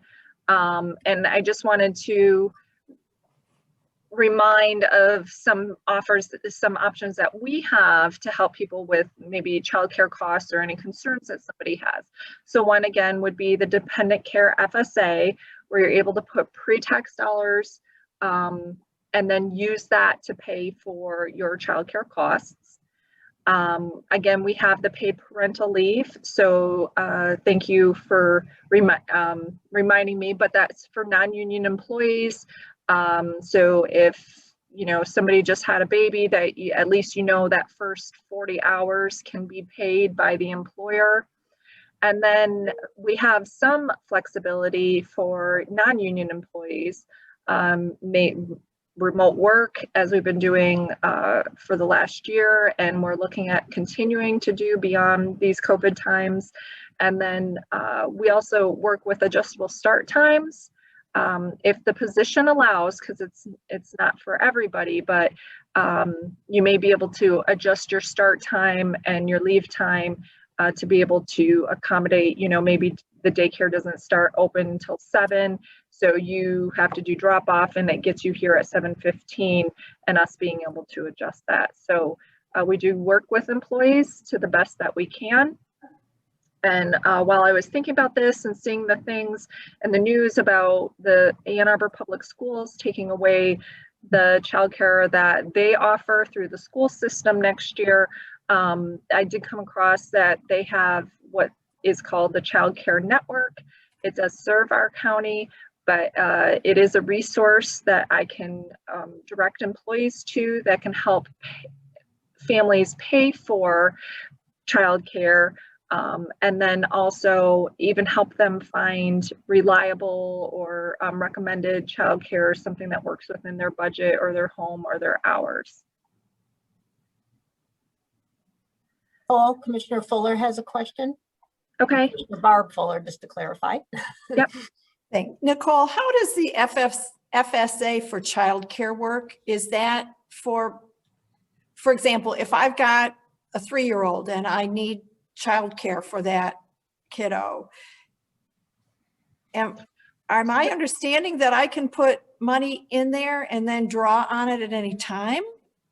So, they work, they both actually work differently. So with an FSA for the medical, you would say elect January 1, January 1st, that you're going to put in $2,000 for the year. I have $2,000 available from January 1 of 2021, and I could use it that day. And then I'm just paying that off through the rest of the year through payroll deduction, because it's divided out for our 26 pays. Dependent care, you only have what you've put in at that time. So if I elect the full, say $5,000 is what I elect, it's just over that for what the maximum is. I can only use what I've deposited so far, but you can set it up on an auto deduct. And I did that when Nolan was in daycare for all those years. So I would just send the receipt to them, and then it would automatically deposit like whatever that week had been for me, and I would get my reimbursement. Does that make sense? So, kind of. Okay. Like I know that Nolan's going to be in summer care this year. So I elected my dependent care at the start of the year, and it's been taken out of my paycheck. And then when he goes in, after I've paid for my week, I submit my receipt and I get reimbursed. So you and I can do it for each week, or I can have them add up and do it for the month. Okay. So you're using pre-tax dollars to pay for your dependent care. So that's interesting. Yeah. Does that make sense? Or was that fundamentally what the question was? Okay. Yeah, I was, yes, answered my question. Thank you. Okay. Commissioner Yamas? I think that kind of answered some of my, or the clarification. I know that unlike for medical bills, right, the money's available immediately. Childcare, it works out when your child's not an infant because you could save up for the summer, but at pre-tax dollars. Yeah. So there still cannot roll over, right? If a parent decided to start doing it, they know they're gonna. Dependent care, like on a normal basis, let's like take COVID out of the situation. Dependent care does not roll over to the next year. So you either have to use it all or not. And it can't be used for like, well, my mother-in-law watches my son, unless she's, unless you're paying her through and taxing her, that wouldn't be able to be used. But you could use it for, if he goes to camp this summer, or like we said, any kind of child care related. I guess, I had one more question really that was kind of not related to that, but that kind of got me on there. And that was the flexibility for non-union. So who's union and who's not union? So is clerical not unionized? Correct. And so laborers, mostly people outside or only like the laborers outside? I think all of operations except for, supervisors and the clerk would be in TPOEM, our sign erectors and our signal technicians and signal electrician. would be in TPOAM. So Okay. our engineer technicians, our clerical staff, they are all non-union. So hence, that's why they don't get the paid parental leave. Yeah, they'll need to negotiate that if they'd like it this fall. Oh, I see. I see. Okay. Okay, thank you. Nicole, Jim has his hand up. Okay. Paul, it might be helpful. We're really unique. You've done a tremendous job putting all of this in great detail and clarity on our website. It's public facing. So the specifics that you just described about flexible spending account for both medical and dependent care is on the website for everybody, for the world. You're going to be hard pressed to find another government entity that has all of that as public facing as we do. So Let's see if that'll bring that up. And I should note too, that's an award-winning website. We won an Impress Award for that last year through the County Road Association. Yes. Okay. As an anecdote, I was going through with my son some of his benefits, and he was asking questions. And as a young adult, I was trying to explain something, and I said, "Please pull up your Employee Central, and we can go through this." To which he looked blankly at me, and I realized not everyone has this available. So. Yeah, yeah. So are you guys able to see the website? Nicole, we can't. I think you'll have to change which screen you're sharing. If you just shared the PowerPoint slides, we aren't seeing it, but yeah. Oh, You may have to end your share and then reshare. In the interest of time, perhaps we could encourage people. Sorry. I only had one more slide after anyways, and I can verbally tell you that. But so you're seeing it now, right, Emily? Correct. Okay. So, yep, here is Employee Central. So anything and everything I feel like that we can share is here, whether it's been all the COVID updates and anything that you want to know. Again, our handbook, the TPOAM contract, if you forget what holidays we had, like getting into all the employee communications that have come out.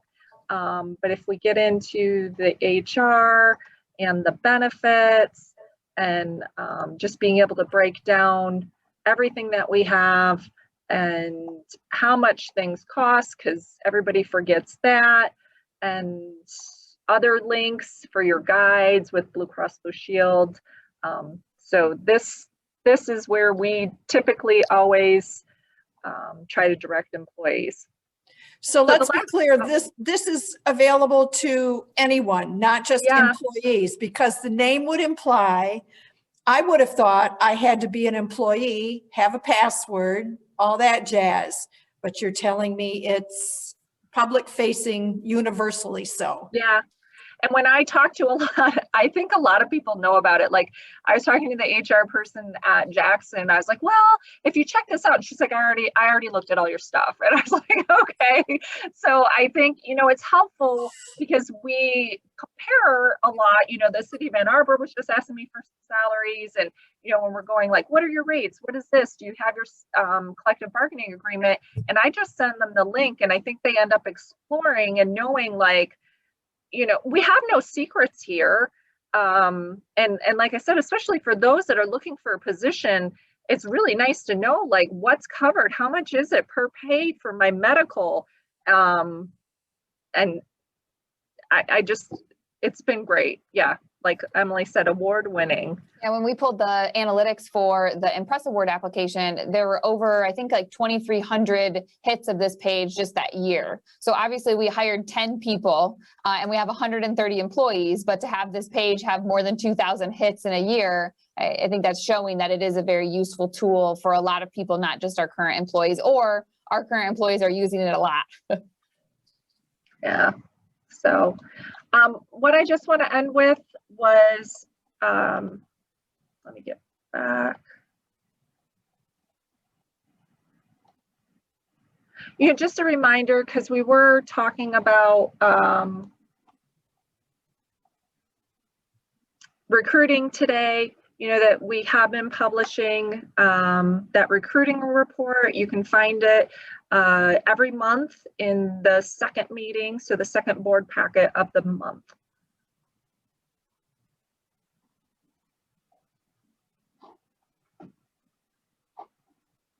Well, thank you, Nicole. Hopefully, I know we have a lot of questions that are asked with respect to the various HR functions that we have. And we have a small but mighty HR team with Alicia and Nicole.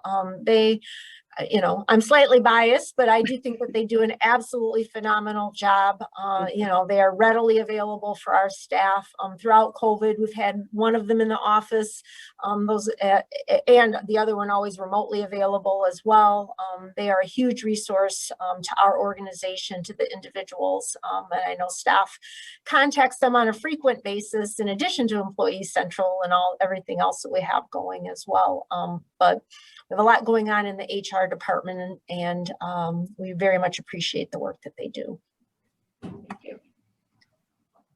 Any questions for Nicole? All right. Well, thank you, Nicole.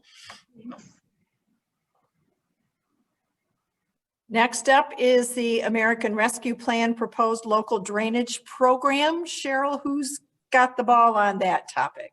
That's me.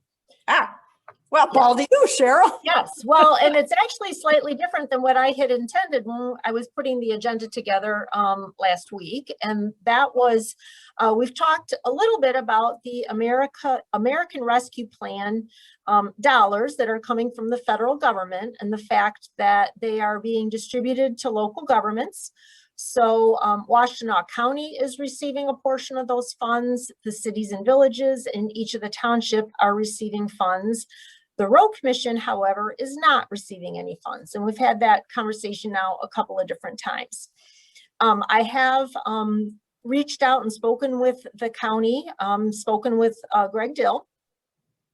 And my understanding is that there is to be a process established for the county to evaluate different priorities for eligible programs for the American Rescue Plan dollars. In preparation for that, I've actually had several conversations with Evan Pratt, the Water Resources Commissioner. Our organization works very closely with the Water Resources Office. Obviously, we have a lot of drain crossings throughout the county, and unfortunately, a lot of drain crossings that are not necessarily in good shape.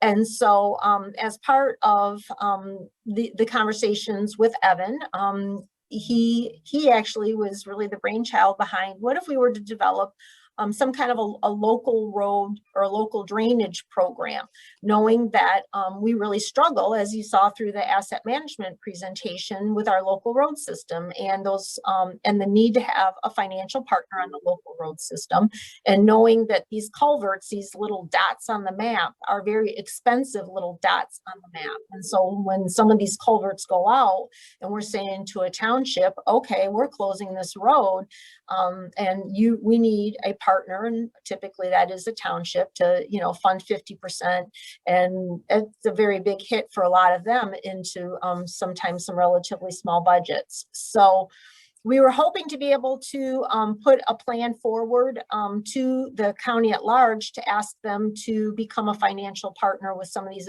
American Rescue Plan dollars.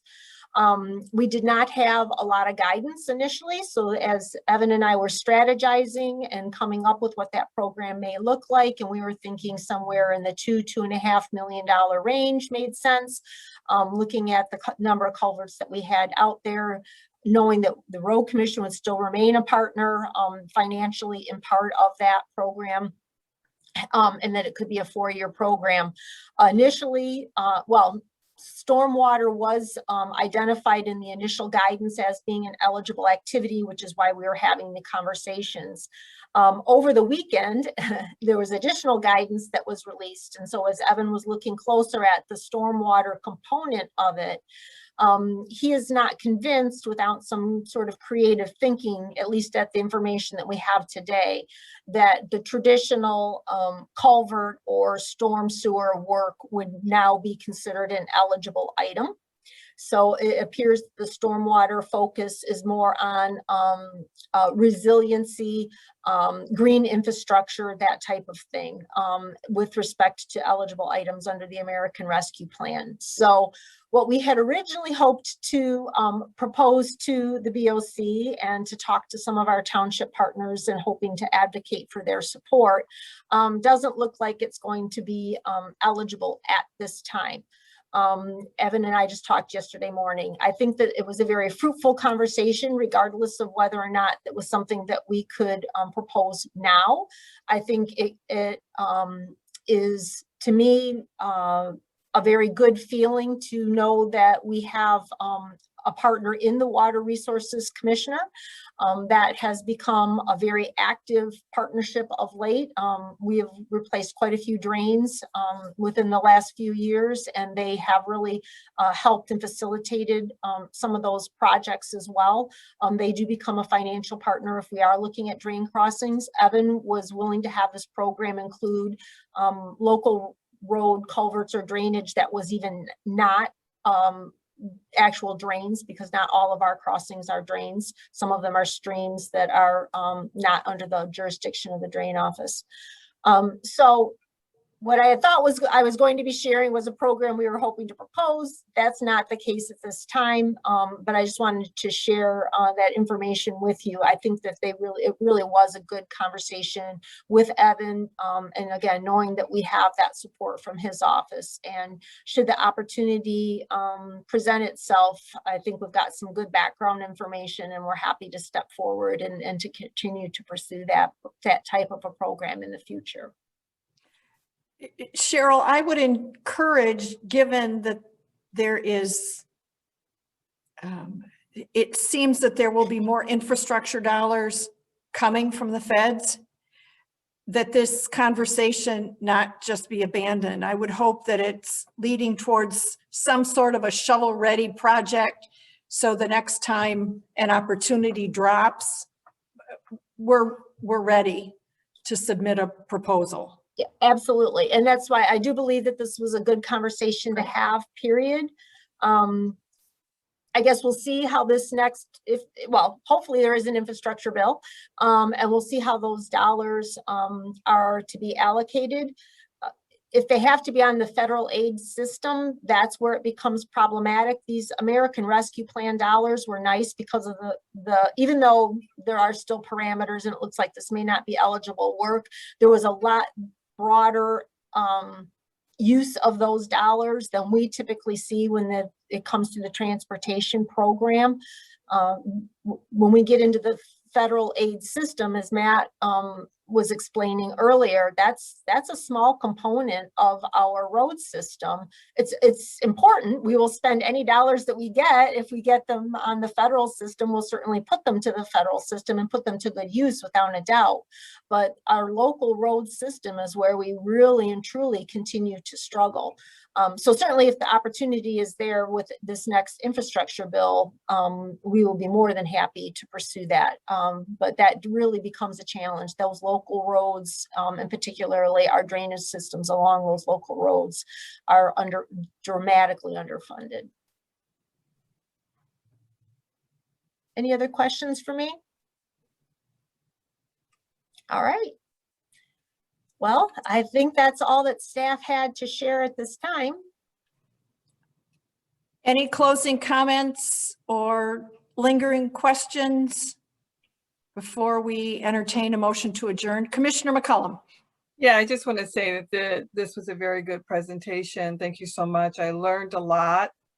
And I learned how much more I need to know too. It'll take some time, but it was very good. Thank you. Good. I'm glad you enjoyed it. And we're always here to answer any questions too. Are these PowerPoint presentations available to us somewhere? I mean, I was furiously taking notes, and it occurred to me it would have been nice to have the PowerPoint to take notes to the side of. So was I. So, if at all possible in going forward, to have those ahead of time. And retrospectively, because I might have misstated numbers or you know, it would just be really helpful to me as a commissioner to be able to have those. Yeah, we can certainly look at, I don't know about ahead of time. Sometimes we're still working on them up to the last moment. I'm giving away our secrets now. But certainly when we're done with the presentation, if it's something that would be useful that we could share, we'd be happy to share the PowerPoint presentations as well. Gloria, did you have any thoughts, closing thoughts? No, I just wanted to echo Joanne saying it, they're always very interesting. I was like you, I've got about 6 pages of notes. I was trying to do little diagrams. It's like, okay, kind of sticks with me better. Well, if there's nothing further, I will point out for those listening or watching that our next working session is on June 15th at 9 a.m. Same format. And with that, I would entertain a motion to adjourn. So moved. Support. I guess we need to do a roll call. Emily or Sure, Tiffany? I can do it. Okay. Commissioner Doug Fuller. I think he stepped out. Commissioner Gloria Yamas, Yes. Commissioner Joanne McCullum, Yes. and Commissioner Barb Fuller. Yes, we are adjourned. We'll see everybody at 1 o'clock for our regular meeting